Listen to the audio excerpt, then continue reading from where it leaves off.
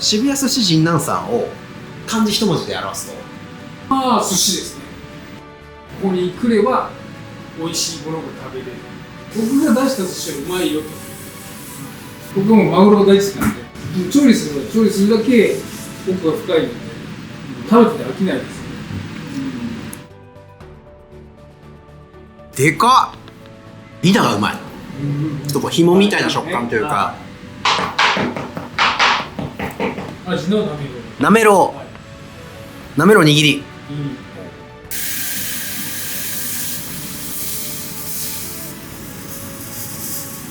青海のリゾットです。石焼きリゾット。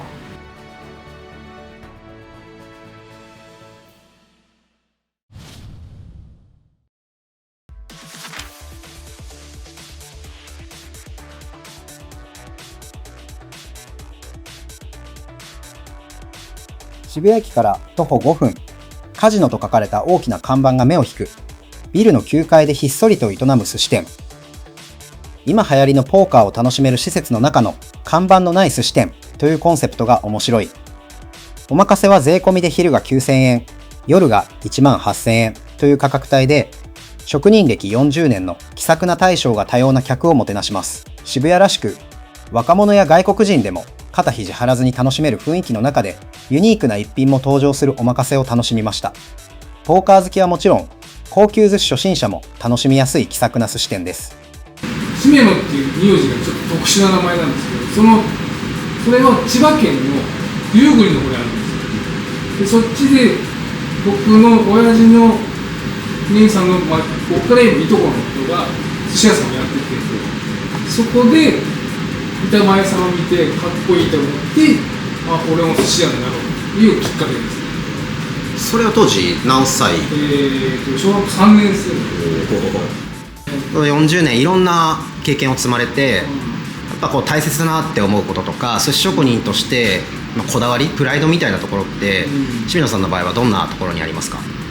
極端に言えばお客さんからの要望は受け入れてあげたい、ただできないことはあります。でも極力ちょっと無理っていうのは本心的には言いたくないです。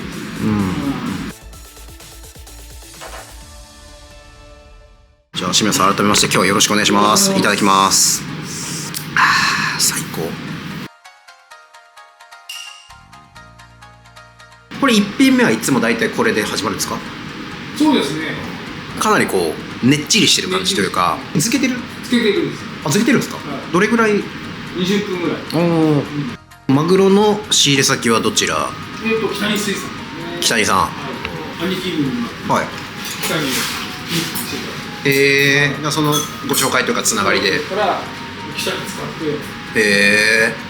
今切り付けてるのは部位でいうと？これは中トロの部位ですね。中トロ。はい。腹側の中トロ。そうですね。はい。マグロは毎日こう触る魚だと思うんですけど、そうですね。かなり個体差感じます。日々こう触っていく中で、今日はこうだなとか。もう感じます。はい。大将の中でのこのマグロはいいっていうポイントってどの部分です？色目と手触り、水っぽくないと脂が分かるんで、それはすごく大事ですね。職人さんそれぞれにもマグロの好みがあるじゃないですか。はい。うちはもう腹の真ん中が欲しい。腹中を買ってるってことですか？そうです。腹の真ん中を買ってる。逆に腹下とかだとどうなるんですか？腹下になると大トロがなくなっちゃう。尾っぽに近いので。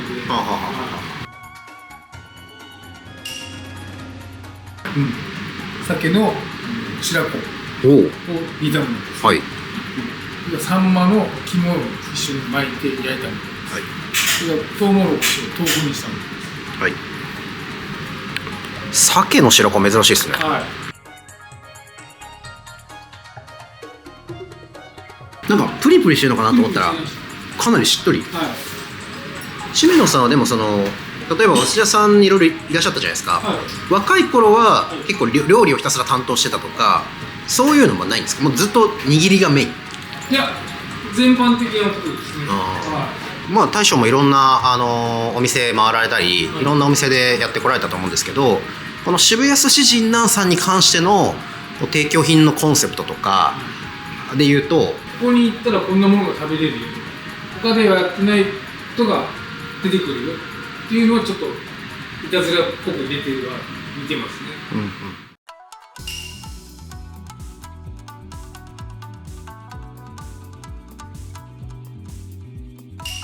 でかっ。これは全部使えるんですけど、あ、北谷さん、今日どこの牡蠣？これは京都のですね。京都。はこれはどっちから行くべきですか？おすすい、めは僕はこっちからいった方がいい。下から。はいはい。これはやっぱり貝柱なんで、はい食感がいい。うんうん。うわ、ちょっともうでかすぎて箸で持てないぐらいすごい。濃厚なんですけど、下の部分は塩の香りがすごい。ああ、はいはい。海水の味というか、海水のね、はい海の味がする。そうですね。この1個も普通の牡蠣よりでかいですよ。いや、もちろん上も下も美味しいんですけど、僕は貝好きで食感マニアなんで、ビダがうまい。ちょっとこう紐みたいな食感というか、ちょっとね、こうクリクリしますね。仕入れる時って1個いくらなのかキロいくらなのか、一個で1個いくら、あえて値段は聞かないですけど、結構なお値段しそうな。結構なお値段ですよね。結構なお値段ですよ。やはりシンプルに熱くて美味しいもの。切れ味鋭い。大将の体型とかちょっとお顔立ちにこのガリはちょっと投影されてる気がする。これは今日も握るネタ。そうです。綺麗ですね。この40年やられてる中で、寿司の食べられ方というか、楽しみ方のトレンドというか変遷ってなんか感じたりします？進化的には一品をよく出すようになるんですね。あ前は握り主体だったんですよ。それってどこがきっかけとかあるんですかね、タイミングって業界的に。おそらく洋食のコースを真似してると思うんですよ。フレンチと。だから和食って進化しないじゃないですか。極端に。それだと絶対潰れちゃう。なのでコース的にこうでおしと一品と、まあ、一品おつまみとこう混ぜて一つの料理の体験にしてる。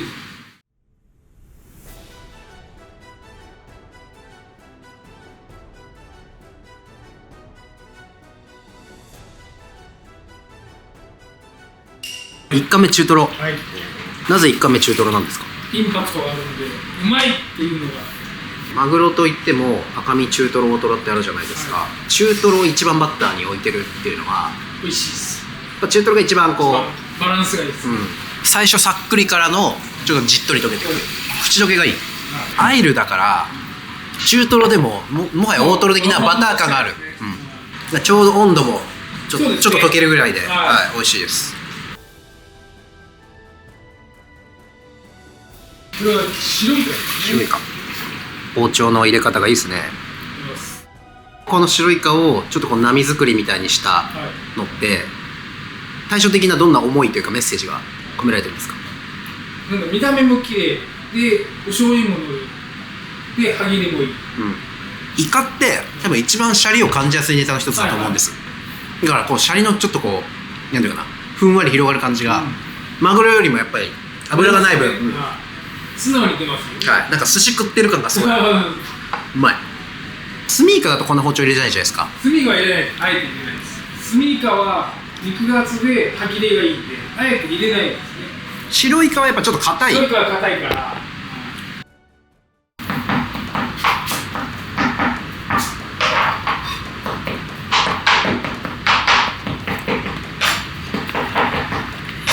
味のなめろう。なめろう握り。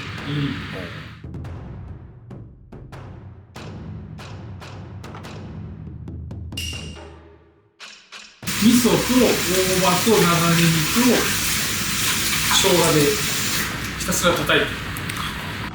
これアジのなめろうは、毎回入れます。なんでなめろうなんですか？なめろうは僕のおじさんの地元の郷土料理。もともと寿司職人になるきっかけがいとこ。そこの糸のご実家が九十九里で、そこの郷土料理っていうので、そうです。そこのまあ、あえて入れてます。なるほどなるほど。結構ナチュラルはい。で、なんか味噌というよりはちょっと塩味がそうですね。きて、まあ、やっぱ酒ちょっと進むかなみたいな握り。なめろうのポイントって何ですか？大事なポイントって。しょっぱすぎない。それは味噌の量、味噌の量。叩き加減とかもあるんですか？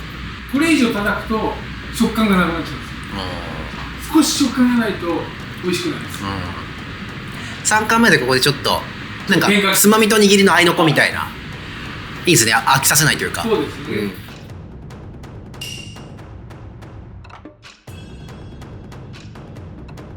大将の中ではどんな位置づけですか？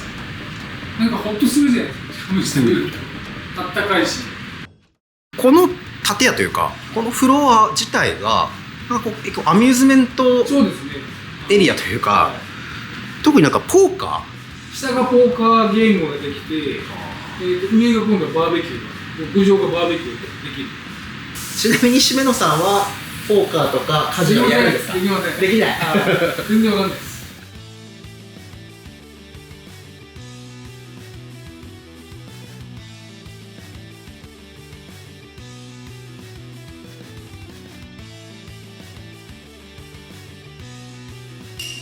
ヒラメです。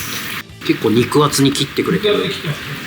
結構ヒラメってはい1貫目とかに出すイメージが多分強いネタだと思うんですけど、中盤で出てきましたね。はい。これ昆布当ててないですね。当ててないです。軽く塩、軽く塩。ナチュラル、はいだけど分厚く切ってるから結構食べ応えが食べ応えブリブリしてる。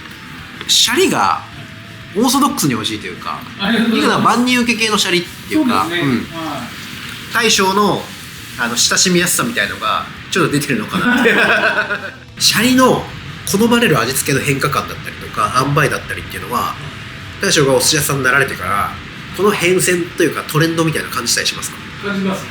昔は酸っぱかった。今は甘いです。あ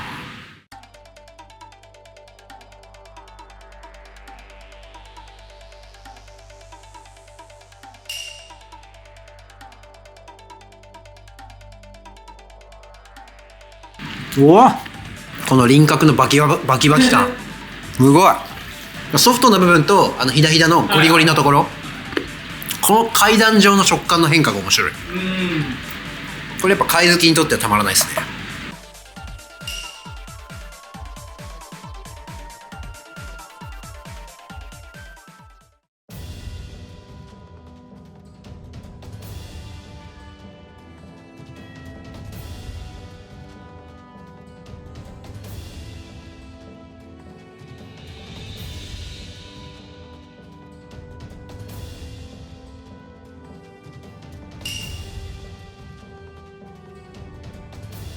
やっぱり蛇腹って存在感がちょっと際立ちますよね。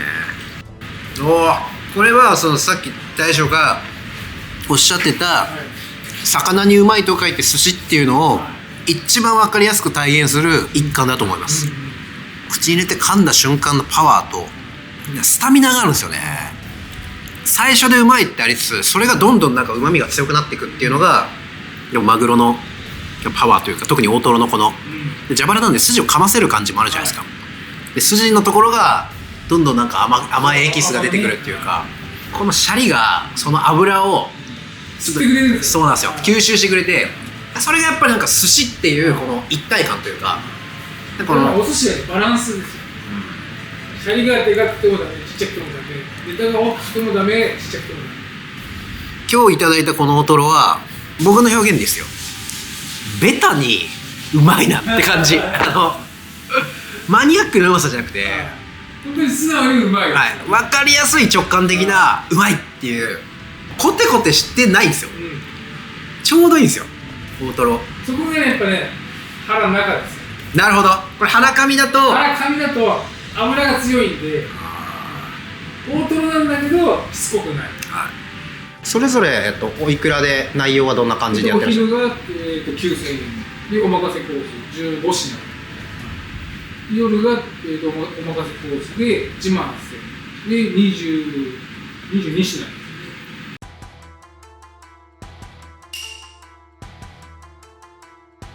ボリュームがすごい。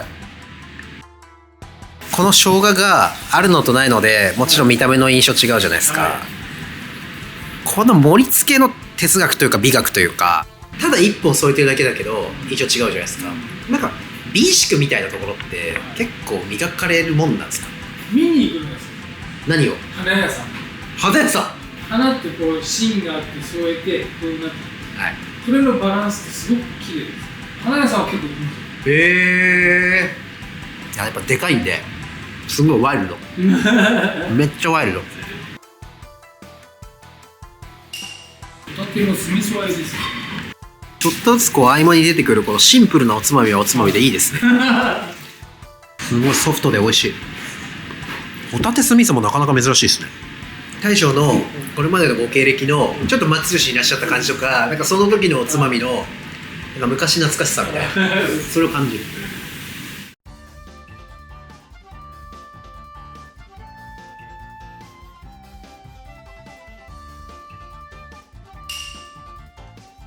王道の醤油漬けですか？です。王道のイクラですね。ちょっとぷっちりしてはい。醤油の甘辛さがあって、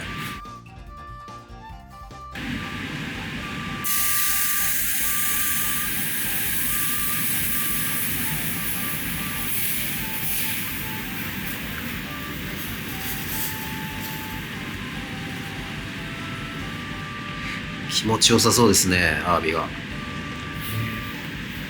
わあ湧いてきた。落とすんだ、アクを、泡を。熱いので気をつけてください。大将これ何ですか？アワビのリゾットです。石焼き？石焼きリゾット。着物お出汁ですか？着物だしですね。熱っこのお出汁が美味しいですね。ですね。うまっ。このまたお出汁とこのシャリのいいバランスです。うまい。ちょっと雑炊っぽいというか、はい、お出汁自体の味付けは味付けはあと醤油みりん酒、あと昆布だし。昆布ですね。出汁の一番最初の口に当たる瞬間の旨味がすごいですね。ですよ。うまい。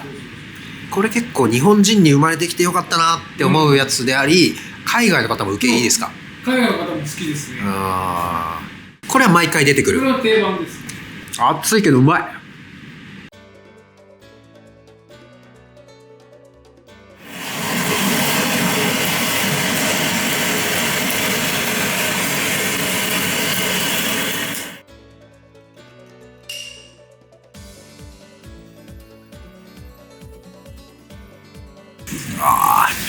香ばしい。金目は炙る派ですか？油です。炙るとどういう良さが出る？甘みと旨みが出ます。多分大将が昔はやんちゃだったんだろうなみたいな遊び心というか、ちょっとそのなんかやんちゃ感がやんちゃ感です。やんちゃだったんですか？イベントでしたね。ね、中学卒業してもう働くって、今となってすごいなって僕からすると思うんですけど、今じゃ考えられないです。なかなかいないですよね。その当時はまだバブルだったので、それも時代ですね。時代です。今じゃ考えられない。最初の頃はもうね、やっちゃ坊主だから、今できるからねいう時代だったから。はい。でもだんだんこうやっていくうちにそういうことやっちゃいけない。大将の中でそれ何歳ぐらいの時ですか？20歳ぐらいです。でも早いですね。でも15で入って5年かかりましたよ。いや。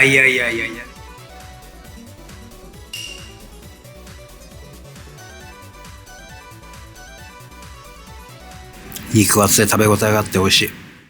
一番ね、難しい仕込みは穴子です。何回ここを切るか。開くにしてもそうだし、味付けもそうだし、あとは爪もそうなんです。爪作るには穴子を炊かなきゃいけ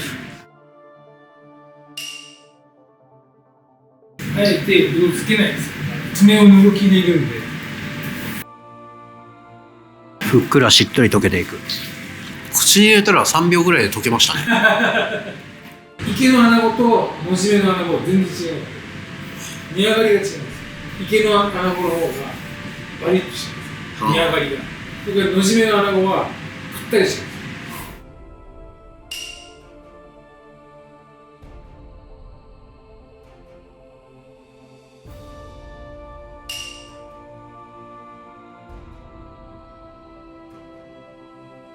すごいジュクジュクしてる。甘い。やっぱりお米一粒一粒にすごい食べ応えがあるのと、すごいしっかり固めにしてるというよりは、ちょっとふんわり柔らかい、親しみやすい感じ、で甘じょっぱ酸っぱいみたいな感じですね。万能型だし、多分誰が食べても分かりやすい美味しさの車輪の塩梅にしてるのかなっていう。